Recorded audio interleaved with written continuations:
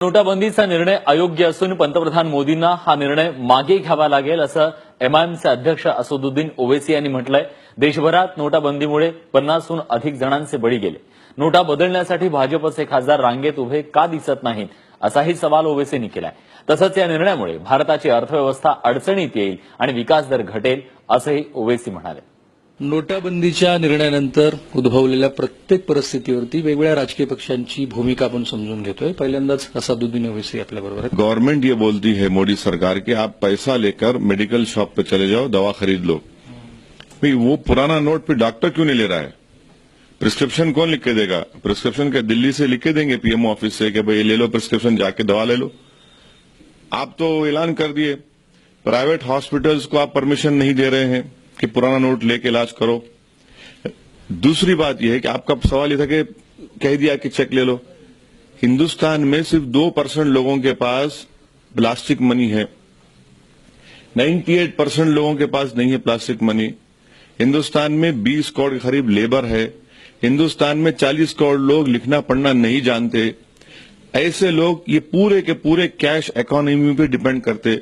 जिसके पास पैसा है वो ब्लैक का पैसा नहीं है, वो जिसके पास, और इस बात को समझिए कि जितना ब्लैक का पैसा हिंदुस्तान में उसमें कैश कंपोनेंट सिर्फ 6% है।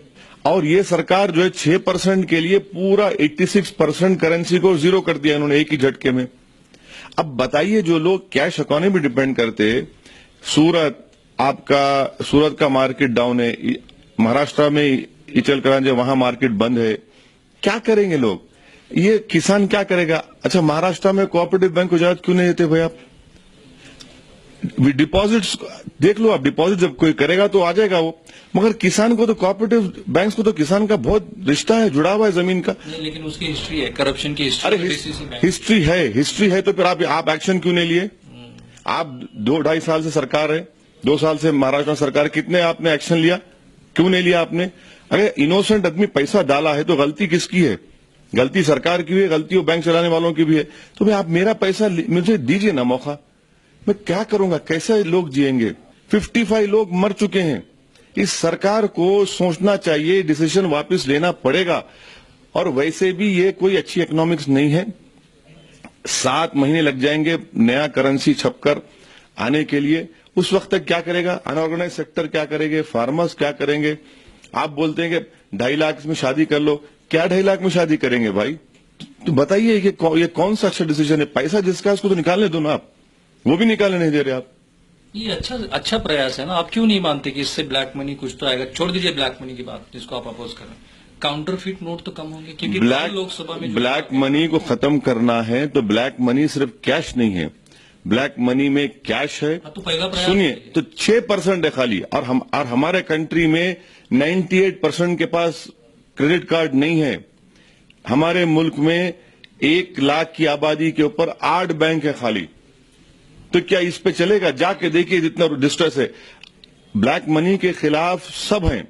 हम आपसे ये बोल रहे हैं कि प्राइम मिनिस्टर को अगर करना था तो आप पी नोट्स बंद कर दीजिए। जो मॉरिशस मालदीव से लोग इन्वेस्ट करते हैं स्टॉक एक्सचेंज में, उसका क्या कंट्रोल है? कोई भी इन्वेस्ट कर सकता है उसमें। दूसरी बात यह है कि खुद एसआईटी ने कहा कि एक बहुत बड़ा इंडस्ट्रियलिस्ट है जिसने अपने पावर प्रोजेक्ट का इक्विपमेंट के लिए एक्सपोर्ट ड्यूटी से बढ़ के उसने पैसा लेकर चले गया बाहर, फिर वो वापस आ जाता। तो ये इसके लिए कौन करेगा? फिर इसके लिए इकदाम क्यों नहीं करते? भाई पूरा पैसा जो है फॉरेन कंट्रीज में ब्लॉक्ड है, वहां पर हम कुछ नहीं करते।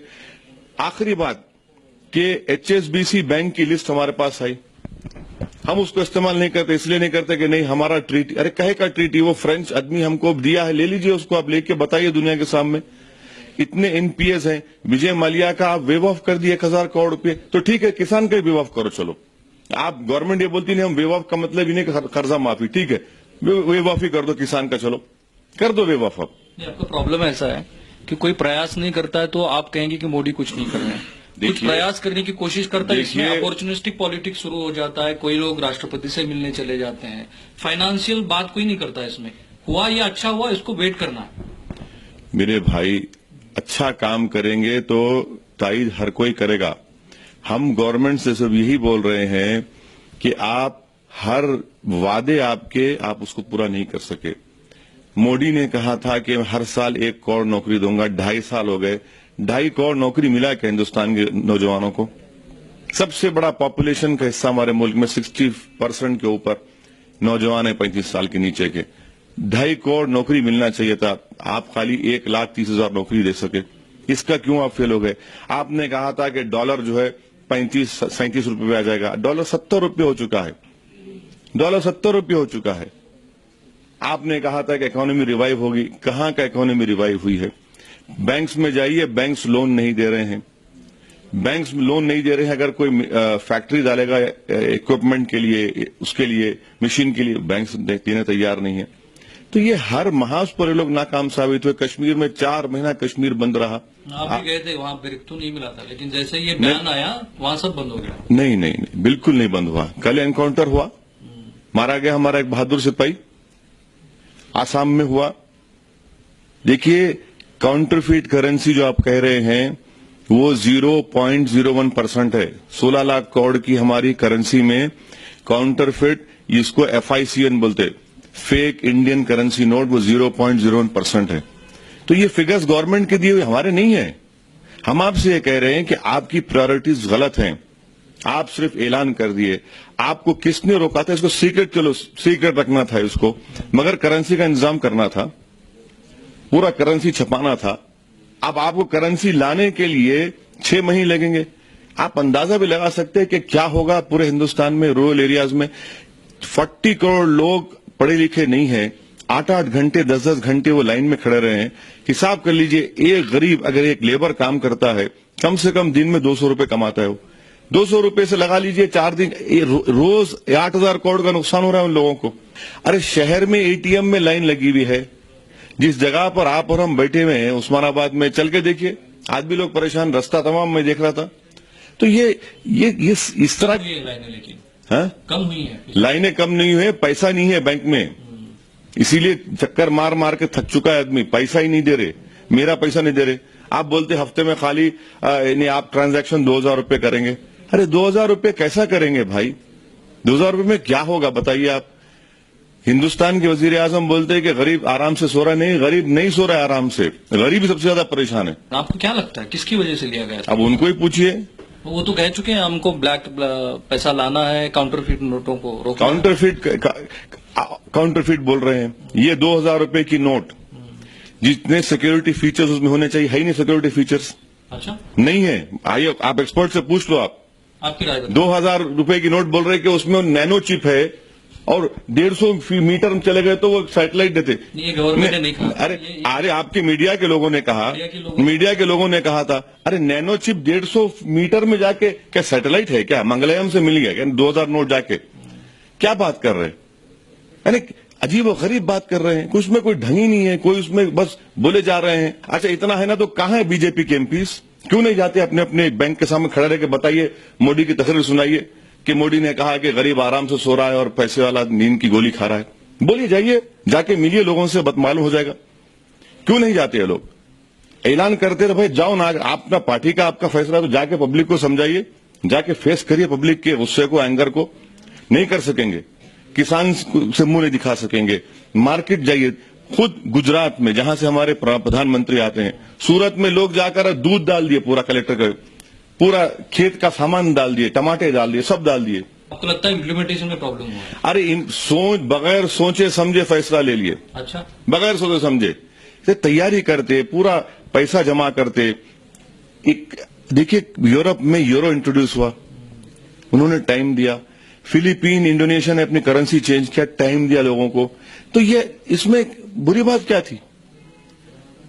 आज भी हम कह रहे हैं कि प्राइम मिनिस्टर, आप यकीनन करिए, ब्लैक मनी के खिलाफ, काउंटरफीट इंडियन करेंसी के खिलाफ, जो बाहर पैसा है आपके ने, HSBC की नोट है, P नोट्स है, ये सब बंद करिए ना। क्यों नहीं करते आप?